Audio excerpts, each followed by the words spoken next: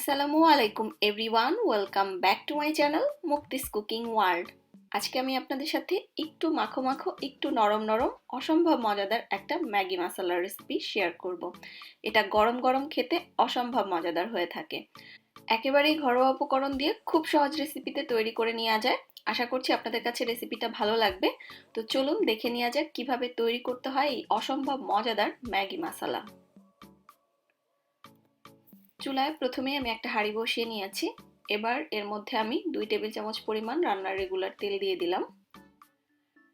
এখন এর মধ্যে আমি দিয়ে দিচ্ছি 1/4 কাপ পরিমাণ পেঁয়াজ কুচি।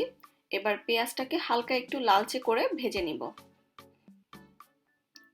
চেষ্টা করবেন পেঁয়াজটাকে একটু লালচে করেই ভেজে নেওয়ার জন্য, এতে করে পেঁয়াজ লাল করে ভাজলে যে একটা ফ্লেভার, সেই ফ্লেভারটা নুডলসের মধ্যে আসবে এবং সেটা খেতে খুব ভালো হয়।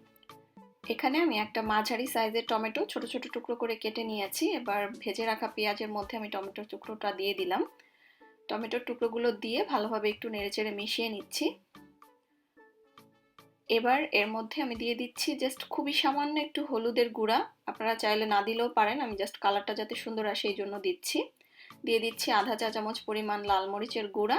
আর মশলার জন্য যতটুকু লবণ দরকার অতটুকু লবণ, কারণ আমরা ম্যাগির যে প্যাকেট ব্যবহার করব সেখানে যে মশলা আছে সেটার মধ্যেও কিন্তু লবণ থাকবে, তো লবণটা বুঝে ব্যবহার করতে হবে।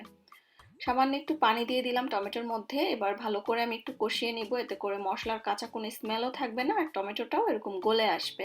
তো আপনারা চাইলে টমেটোটাকে এভাবে একটু গলিয়ে নিতে পারেন, বা কিছুটা আস্ত থাকলেও কোনো সমস্যা নেই। তো টমেটোটা গলে আসলে এখানে আমি নিয়ে নিয়েছি আধা কাপ পরিমাণ ফ্রোজেন ভেজিটেবল। তবে আপনারা এই সবজিগুলো ফ্রেশ অবস্থায় ছোট টুকরো করে কেটে ব্যবহার করতে পারেন, অথবা আপনাদের পছন্দ মতো যে কোনো সবজি এখানে ব্যবহার করতে পারবেন। সবজিগুলো দেওয়ার পরে সবজিগুলোকে আমি মিনিট খানিক মশলার সঙ্গে একটু রান্না করে নিব। সবজিগুলো একটু মিনিট খানিক ভেজে নেওয়ার পরে এবার এর মধ্যে আমি দিয়ে দিচ্ছি মেজারমেন্ট কাপের 2.5 কাপ পরিমাণ পানি। দিয়ে দিচ্ছি কয়েকটা আস্ত কাঁচামরিচ। আপনারা যে যেমন ঝাল খান সেটার উপরে বুঝে এখানে আসলে ঝালটা দিবেন, তবে এই নুডলসটা একটু স্পাইসি খেতেই বেশি মজার হয়ে থাকে। এবার ঢাকনা দিয়ে ঢেকে এই গ্রেভিটা ফুটে ওঠা পর্যন্ত অপেক্ষা করব। আর আজকের রেসিপির জন্য এখানে আমি নিয়ে নিয়েছি 2 প্যাকেট ম্যাগি নুডলস।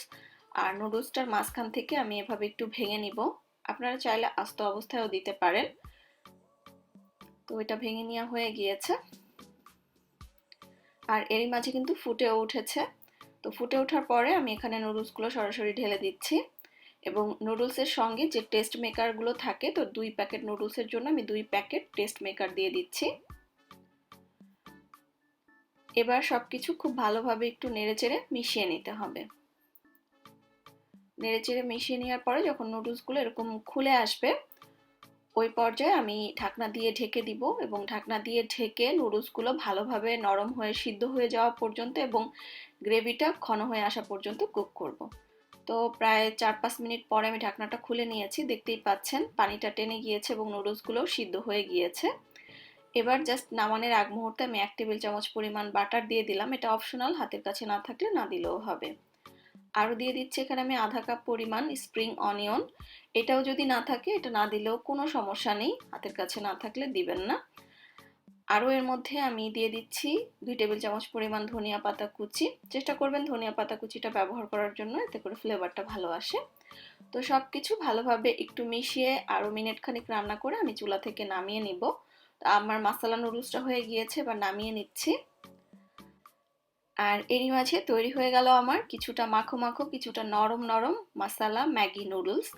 এটা তৈরি করাটা খুবই সহজ, বাট গরম গরম খেতে খুবই মজাদার। বিশেষ করে হালকা একটু ঠান্ডার মধ্যে বা বৃষ্টির দিনে খেতে তো খুবই ভালো লাগে। আপনারা এভাবে তৈরি করে দেখতে পারেন, খুবই সিম্পল একটা রেসিপি, তারপরও আপনাদের সাথে শেয়ার করলাম যে যারা কখনো এভাবে ট্রাই করেন নাই ট্রাই করে দেখতে পারেন। তো আজকের মতো এখানেই বিদায় নিচ্ছি। সবাই খুব বেশি ভালো থাকবেন। আল্লাহ হাফেজ।